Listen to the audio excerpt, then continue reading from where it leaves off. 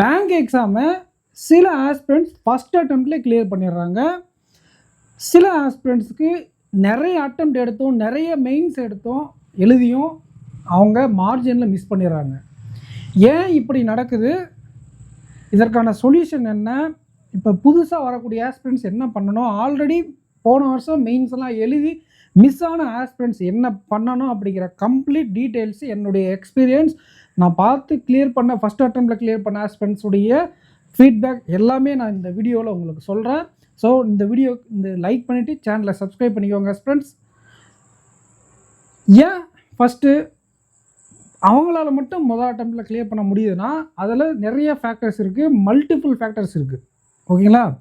என்ன அப்படின்னா அவங்க ஒன்று இங்கிலீஷில் ரொம்ப ஸ்ட்ராங்காக இருக்காங்க. ஓகேங்களா? இங்கிலீஷில் ஸ்ட்ராங்காக இருந்தால் பேங்க் எக்ஸாம் கிராக் பண்ணுறது அப்படிங்கிறது ரொம்ப ரொம்ப ரொம்ப ரொம்ப ஈஸியான விஷயங்கள். அதுக்கப்புறம் மேக்ஸில் ஸ்ட்ராங்காக இருக்காங்க. இங்கே வந்து டிஃபால்ட்டாக அவங்களுக்கு மேக்ஸ் நல்லா வரும்.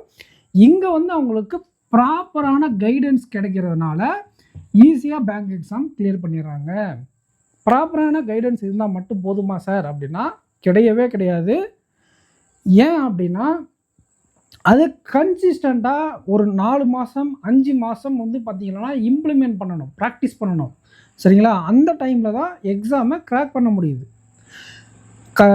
உங்களுக்கு ப்ராப்பரான கைடன்ஸும் இருக்குது, உங்களுக்கு நல்லா மேக்ஸும் வருதுன்னா மட்டும் பத்தாது. நீங்கள் கன்சிஸ்டண்ட்டாக பர் டே இவ்வளோ நேரம் இல்லை இவ்வளோ டாபிக் எஃபெக்டிவாக ப்ரொடக்டிவாக யூஸ் பண்ணுறீங்க அப்படின்னா மட்டும்தான் முதல் அட்டெம்ப்டில் கிளியர் பண்ண முடியுது. ரைட்டுங்களா? ஈவன் தான் நீங்கள் டேலண்டடாக இருந்தால் கூட. Second, average aspirant. ஓகேங்களா? ஆவரேஜ் ஆஸ்பிரண்ட் என்ன பண்ணுறாங்க அப்படின்னா அவங்க ஸ்டார்டிங்கில் ப்ரிலிம்ஸ் எக்ஸாம் கூட கிளியர் பண்ண முடியாத மாதிரி இருக்கும். ஓகேங்களா? பட் அவங்க நமக்கு இது தெரியலன்னு நிறைய ப்ராக்டிஸ் பண்ணிடுறாங்க. இவங்களே வந்து ஓவர்டேக் பண்ணிடுறாங்க ஒரு சில கட்டத்தில். அந்த தெரியல அப்படிங்கிற ஒரு விஷயத்த நீங்கள் இவ்வளோ நாளாக எக்ஸாம் கிராக் பண்ண முடியாமல் இருக்கும்ல மெனி இயர்ஸாக சீனியர் ஆஸ்பிரண்ட்ஸ், அவங்க அக்செப்ட் பண்ணிக்கணும். இல்லை நம்மக்கிட்ட கன்சிஸ்டன்சி இல்லை அப்படிங்கிறதையும் அக்செப்ட் பண்ணிக்கணும். இந்த ஆவரேஜ் ஆஸ்பிரண்ட் நமக்கு தெரியல ஒவ்வொரு விஷயத்தையும் தெரிஞ்சுக்கணும் சொல்லிட்டு ஒரு கட்டத்துக்கு மேலே இந்த டேலண்ட்டை விட அவங்க ஓவர்டேக் பண்ணிடுறாங்க. ஈவன் தான் அவங்க ஓவர்டேக் பண்ணதை கூட அவங்க ரியலைஸ் பண்ணாமல் அந்த இன்னும் நம்ம படிக்கணும் புஷ் பண்ணி கடைசியாக அவங்களும் ஒரு குறுகிய காலகட்டத்தில் எக்ஸாம் கிராக் பண்ணிட்டு போயிடுறாங்க. இங்கே டாப்பர்ஸை 2 விதமாக பிரிக்கலாம்.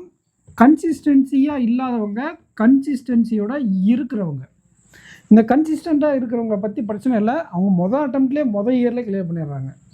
ரைட்டுங்களா? மொதல் அட்டெம்ப்ட்னா இயர் தான். எழுதக்கூடிய ஃபஸ்ட் எக்ஸாம் கிடையாது. ஒரு வருஷத்தில் 8 எக்ஸாம் எழுதுவாங்க. அதை 8வது எக்ஸாம் கிளியர் பண்ணால் கூட ஃபஸ்ட் அட்டெம்ப்ட் தான் கணக்கு. இல்லை, அந்த கன்சிஸ்டன்சி இல்லாத ஆஸ்பிரண்ட்ஸ் தான் இப்போ பிரச்சனை. இவங்க என்ன பண்ணுறாங்க அப்படின்னா எல்லாருக்கும் தெரியும், அது முன்னெல்லாம் ஜூன் ஜூலையிலே நோட்டிஃபிகேஷன் வந்துடும், ஜூனில் மேலே வந்துடும். ஓகேங்களா? இப்போ தான் லேட் ஆகுது, நோட்டிஃபிகேஷன் வர ஒரு மந்த் லேட் ஆகுது. இப்போலாம் ஆகஸ்ட்டில் ப்ரிலிம்ஸ் இருக்கா, ஜான்வரி வர மெயின்ஸு, ப்ரிலிம்ஸ் மெயின்ஸ் இருந்துக்கிட்டே இருக்கும். இந்த டைம் மட்டும் அவங்க ஆக்டிவாக இருப்பாங்க. இந்த ஏப்ரல், மே, ஜூன், ஜூலை இந்த 4 மாதங்களில் நீங்கள் உங்களுடைய தெரியாத டாப்பிக்கை இம்ப்ரூவ் பண்ணக்கூடிய டைமாக இருக்கணும். அதை நீங்கள் செய்கிறது கிடையாது. ரைட்டுங்களா? உதாரணத்துக்கு இந்த சீனியர் ஆஸ்பிரண்ட்டே வச்சுக்கோங்களேன். அவங்க ஒருவேளை அர்த்தமெட்டிக் வராமல் இருந்திருக்கலாம், இங்கிலீஷில் உங்களுக்கு வெக்காபுலரி வராமல் இருந்திருக்கலாம், கிராமர் வராமல் இருந்திருக்கலாம், இல்லை நீங்கள் வருஷம் சிஏ வந்து படிக்காமல் லாஸ்ட் 10 days கேப்சூலில் படிக்கிறவங்களா இருக்கலாம். இந்த கேட்டகரியில் தான் மேக்ஸிமம் எக்ஸாம் மிஸ் பண்ணுறவங்க. ஓகேங்களா? அப்போது இந்த 2-3 மாதம் உங்களுக்கு எக்ஸாம், மேஜர் எக்ஸாம்ஸ் இல்லை அப்படின்னு இருக்குல்ல, இந்த டைமில் ப்ராப்பராக உட்காந்து ஒரு வாரத்துக்கு இல்லை 10 நாளைக்கு ஒரு டாபிக் எடுங்க. இப்போ உங்களுக்கு ஒரு டைம் அண்ட் ஒர்க்கு வரல, இல்லை உங்களுக்கு டைம் அண்ட் டிஸ்டன்ஸ் வரலன்னா 10 நாள் எடுத்து அதை சால்வ் பண்ணுங்கள், வந்துடும். உங்களுக்கு வெக்காபுலரி வரலையா, ஒரு 25லேருந்து ஒரு 30 நாள் அடுத்து உங்களுடைய ஹெல்ப்போட, உதாரணத்துக்கு நம்ம சேனலில் கொடுக்குறோம், அபித் சார் கொடுக்குறாரு, நிறைய பேர் வீடியோஸ் ப்ரொவைட் பண்ணுவாங்க. அவங்களுடைய உதவியோட வீடியோஸ் மூலிமா வெக்காபுலரி கொஞ்சம் இம்ப்ரூவ் பண்ணுங்கள். அதுக்கப்புறம் இன்னும் ஒரு 30-40 நாள் நீங்கள் செல்ஃபாக ரீட் பண்ணி பாருங்கள். அதுக்கப்புறம் நிறைய ஃபில்லர் கிளாஸ் ஒர்க் அவுட் பண்ணிங்க அப்படின்னா 3 மாதத்தில் உங்களுக்கு அந்த இங்கிலீஷ் வந்து வந்துடும். புரியுதுங்களா? ஆப்டிடியூடுக்கு நீங்கள் வீடியோஸ் பாருங்கள், ப்ராக்டிஸ் பண்ணுங்கள், வீடியோஸ் பாருங்கள், ப்ராக்டிஸ் பண்ணுங்கள், வந்துடும். ஆனால் இந்த டைம்லாம் யூடியூப், அந்த இன்ஸ்டாகிராம் இதெல்லாம் பார்த்துட்டு டைம் வேஸ்ட் பண்ணிவிட்டு ஐபிஎல் போயிட்டுருக்கு, அதே நிறைய பேர் பார்ப்பீங்க. இதெல்லாம் பார்த்து டைமை கடத்திட்டு ஜூலை மாதம் நோட்டிஃபிகேஷன் வரும். ஜூலை மிடில் வருதோ, எண்டில் வருதோ, இல்லை ஸ்டார்டிங்கில் வருதோ, வந்ததுக்கப்புறம் என்ன நடக்கும்? 10 நாள் படிப்பீங்க, எகெயின் அதே ப்ராசஸ் ரிப்பீட். இந்த கன்சிஸ்டன்சி இல்லாததுனால தான் கண்டிப்பாக நம்மளால் கிராக் பண்ண முடியல.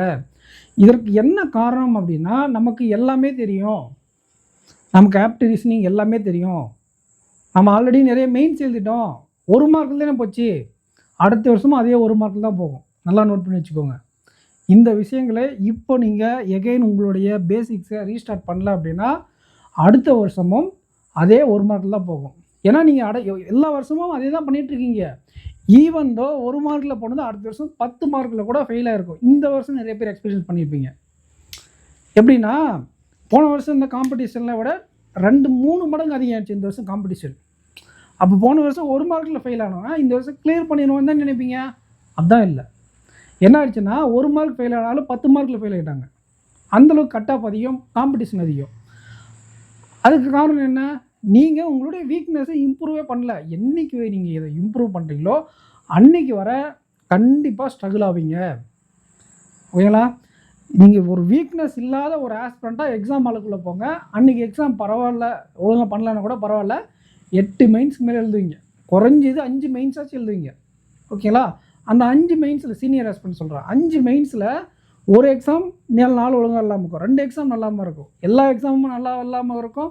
அதுக்கு காரணம் என்னென்னா, ஒன்று சிஏ படிச்சிருக்க மாட்டீங்க, இல்லைனா மார்க் டெஸ்ட் போட்டுக்க மாட்டீங்க. மார்க் டெஸ்ட் அப்படிங்கிறது ஒரு ப்ரிப்பரேஷன் டூல் கிடையாது, டெஸ்ட் பண்ணக்கூடிய டூல். மார்க் டெஸ்ட்டை ப்ராப்பராக எடுத்து அனலைசிஸ் பண்ணி திருப்பி அந்த எந்தெந்த ஏரியாவில் நீங்கள் வீக்காக இருக்கீங்களோ அதெல்லாம் கண்டிப்பாக இம்ப்ரூவ் பண்ணணும். புரியுதுங்களா? அதெல்லாம் நம்ம ஃப்யூச்சரில் வீடியோஸ் அப்லோட் பண்ணுவோம். நம்ம மெயின்ஸ் பேட்ச் கூட போயிட்டுருக்கு. சரி, இதுதான் சாக்குன்னு சொல்லிட்டு என்ன மாதிரி இருக்கிற இன்ஸ்டியூட்ஸ் நிறைய, ஓகேங்களா, என்ன பண்ணுவாங்கன்னா, உங்களுடைய வீக்னஸை எடுத்து நிறைய கோர்ஸ் செல் பண்ணுவாங்க. கண்டிப்பாக நானும் பண்ணுவேன், நிறைய பேர் பண்ணுவாங்க. அதில் நீங்கள் என்ன பண்ணணும் அப்படின்னா, உங்களுக்கு ஆப்டிடியூட் வரலையா, ப்ராப்பராக ஆப்டிடியூடுக்கான ட்ரைனிங் எடுத்து இம்ப்ரூவ் பண்ணுங்கள். ரீசனிங் வரலையா, ரீசனிங் எடுத்து இம்ப்ரூவ் பண்ணுங்கள். ஓகேங்களா? ஒரு ஜென்ரலாக ஒரு ப்ராக்டிஸ் இருக்கும், அதை நீங்கள் பண்ண வேண்டிய அவசியம் இல்லை. சீனியர் ஆஸ்பிரண்ட்ஸ் தெளிவாக நோட் பண்ணிக்கோங்க. உங்களுக்கு எந்த சப்ஜெக்ட் வீக்காக இருக்கோ அதுக்கு கொஞ்சம் இம்பார்ட்டன்ஸ் கொடுத்து ப்ரிப்பேர் பண்ணுங்கள். ஜென்ரலாக ஒரு பிளானர் உங்களுக்கு கிடையாது, அது வந்து மார்க் டெஸ்ட்டு தான். அது ஜென்ரலாக எல்லா டாப்பிக்கும் ஈக்குவலாக ப்ரிப்பேர் பண்ணுறது. உங்களுக்குன்னு பர்டிகுலராக வீக்கர் ஜோன் ஒன்று இருக்கும், அதுக்கு இந்த 2 மாதத்தை ப்ரிப்பேர் பண்ணுங்கள். நீங்கள் பிகினர் ஆவரேஜ் ஆஸ்பிரண்ட்ஸ் எல்லாம் என்ன பண்ணுங்கன்னா, அந்த மாதிரி ஒரு ப்ராப்பரான ஷெட்யூல் டே 1 டே 2 அந்த மாதிரி போங்க. ஆனால் நீங்கள் ஒரு சீனியர் ஆஸ்பிரண்ட்டாக இருக்கீங்க, உங்களுக்குள்ள ஒரு சில வீக்னஸ் இருக்குது அப்படின்னா தயவு செஞ்சு அது என்ன வீக்னஸோ அதில் இந்த 2-3 மாதம் ஒர்க் பண்ணுங்கள். ஒரு நாளைக்கு 10 மணி நேரம் படிக்கணும், 8 மணி நேரம் படிக்கணுன்றது இல்லை. நீங்கள் ஒரு 6 மணி நேரம் படிக்கிறீங்களா, 8 மணி நேரம் படிக்கிறீங்களா, எவ்வளோ நேரம் படிக்கிறீங்களா எடுத்துக்கோங்க. அதில் ஒரு 60லேருந்து 75% ஆஃப் த டைம் உங்களுடைய வீக்கர் செக்ஷனுக்கும், மீதி அந்த 25லேருந்து 40% ஆஃப் த டைம் என்ன பண்ணுறீங்க, ரெகுலர் ப்ராக்டிஸ், டச்சில் இருக்கணும் இல்லையா, எக்ஸாம் டச்சில் இருக்கணும் இல்லையா, ப்ளஸ் கரண்ட் அஃபேர்ஸ்லாம் படிச்சுட்டு இருக்கணும் இல்லையா, அதெல்லாம் அதுக்கான டைம் ஒதுக்கிக்கோங்க. வீக்னஸை இம்ப்ரூவ் பண்ணுங்கள். இதுதான் உங்களுக்கான டைம். ஆல்ரெடி டிலேன்னு தான் நினைக்கிறேன் நான். ஓகேங்களா? ஏன்னா லாஸ்ட் இயரை பார்த்துட்டுமே காம்படிஷன் அதிகமாக இருக்குது. கொஞ்சம் கண் விழிச்சு பார்த்துக்கோங்க. கொஞ்சம் இந்த ஐபிஎல்லாம் பாருங்கள். வேணால் உங்களுடைய ஃபேவரட் நிறைய பேருக்கு சிஎஸ்கே இருக்கும், மும்பை இருக்கும், ஆர்சிபி இருக்கும், அந்த நாளைக்கு மட்டுமாச்சு பாருங்கள். ஓகேங்களா? இன்னும் ஒரு 7 மேட்ச் 8 மேட்ச் வரும், அவ்வளோதான் மேக்ஸிமம். டெய்லியும் எல்லா மேட்சும் உட்காந்துட்டு பார்த்துட்டு இருக்காதீங்க. உங்களுக்கான ஸ்டடி ஹவர்ஸ் நிறையா பாதிக்கப்படும். புரியுதுங்களா? கண்டிப்பாக உங்களுக்கு டிஸ்ட்ராக்ஷன் நிறையா இருக்கும், மோட்டிவேஷன் இருக்காது. எக்ஸாம்ஸ் இல்லை அப்படிங்கிறதுனால அதை தாண்டி நீங்கள் யாரெல்லாம் ப்ரிப்பேர் பண்ணுறீங்களோ உங்களுக்கு கண்டிப்பாக எக்ஸாம் கிராக் ஆகும். நான் கேரண்டி கொடுப்பேன். ஓகேங்களா? இப்போ நீங்கள் படிங்க. தயவு செஞ்சு இம்ப்ரூவ் பண்ணுங்கள் உங்களுடைய வீக் ஏரியாவை. உங்களுக்கு பிடிச்ச மென்டார்ஸை ஃபாலோ பண்ணிக்கோங்க. யூடியூப்பில் நிறைய சோர்ஸ் இருக்குது, ஆன்லைனில் நிறைய வீடியோ கோர்ஸ் இருக்குது, பெய்டு கோர்ஸ் நிறையா இருக்குது. அதுக்கப்புறம் வந்து பார்த்திங்கன்னா mark test, topic test, PDF course, இப்படி எக்கச்சக்கமாக குவிஞ்சு கிடக்கு உங்களுக்கான மெட்டீரியல்ஸு ஆன்லைனில். 10க்கு டெலகிராம் குரூப்பு, எங்கே வேணாலும் நீங்கள் போய் ப்ராக்டிஸ் பண்ணுங்கள். உங்களுடைய வீக்கர் ஜோனை இம்ப்ரூவ் பண்ணிடுங்க.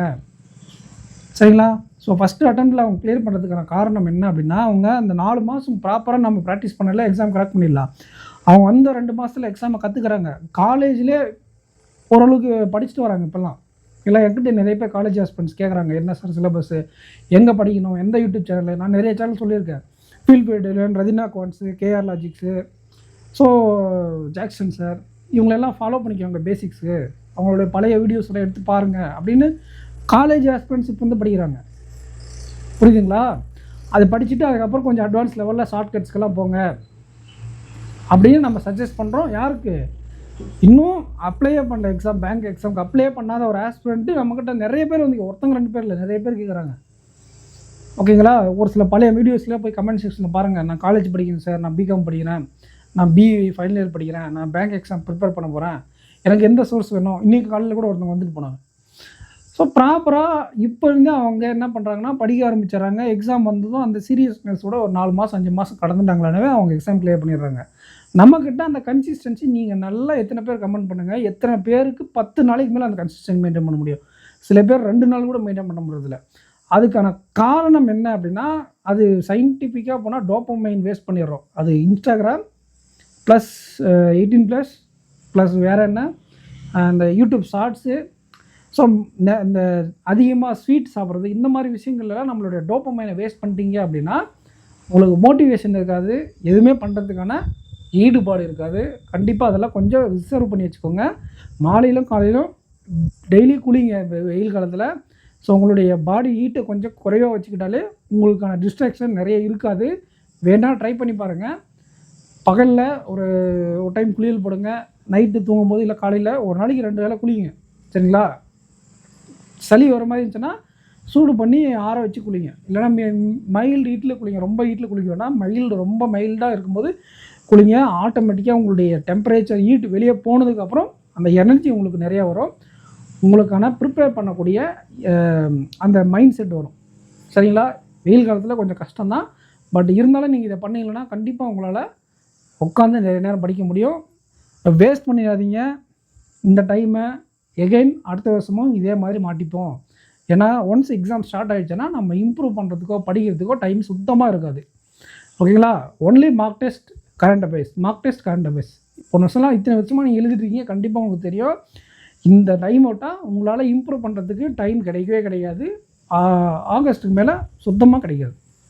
புரியுதுங்களா? இப்போயே இம்ப்ரூவ் பண்ணி வச்சுக்கோங்க. டெஃபினட்டாக எக்ஸாம் கிளியர் பண்ணலாம். இந்த வீடியோ உங்களுக்கு யூஸ்ஃபுல்லாக இருந்தால் கமெண்ட் செக்ஷனில் கமெண்ட் பண்ணுங்கள்.